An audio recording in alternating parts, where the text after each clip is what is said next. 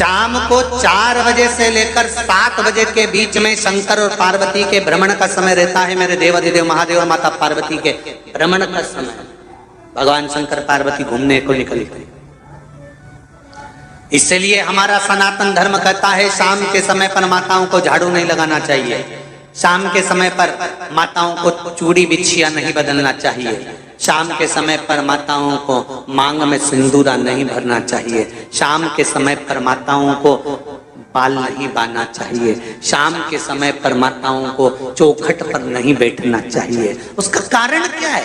क्योंकि पार्वती जी ने भगवान भोलेनाथ जी से कहा था कि तुम मुझे रोज शाम के समय प्रदोष काल में भ्रमण के लिए लेकर जाते हो, मेरे लिए आज्ञा क्या है? शंकर भगवान ने कहा सुनो पार्वती, मंदिर के अंदर नंदी रहता है, जाने वाला यात्री जब मंदिर में मेरा दर्शन करने आता है तो नंदी के कानों में कहकर जाता है कि शिव जी को मेरे यहाँ लेकर आना।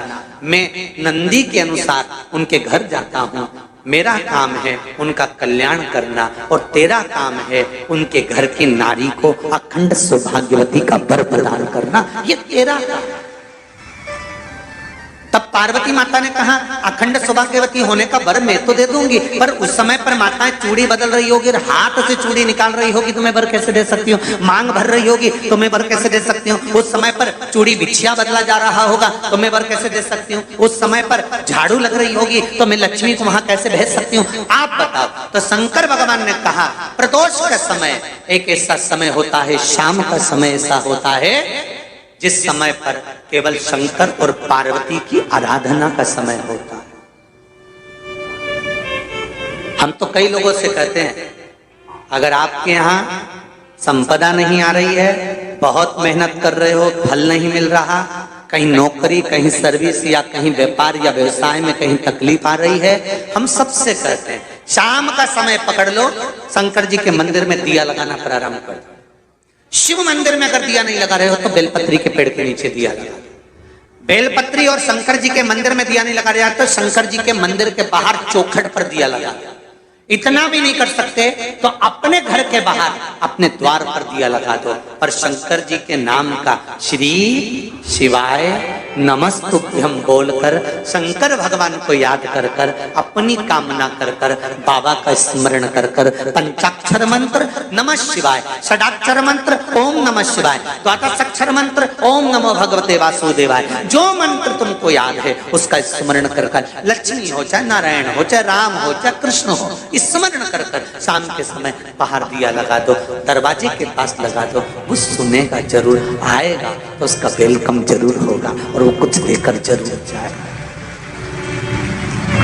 नियम तो बनाओ, उसकी चौखट पर जाकर कहना प्रारंभ।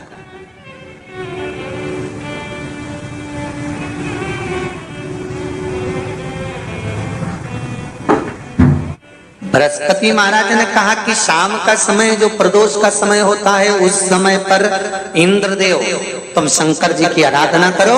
शिव आराधना से शंकर जी जो मार्ग प्रशस्त करेंगे, शिव आराधना से जो शंकर जी कहेंगे वो तुम करना। ठीक है, आराधना करी बाबा भोलेनाथ जी।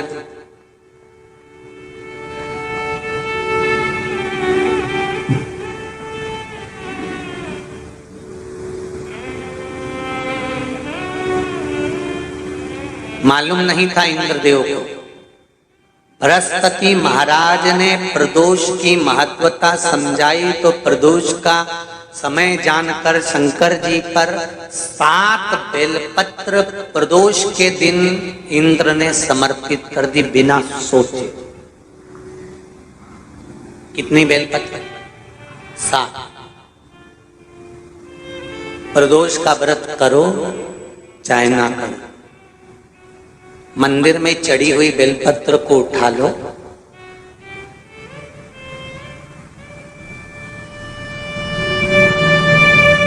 बेलपत्र का ब्रह्म कमल बना लो,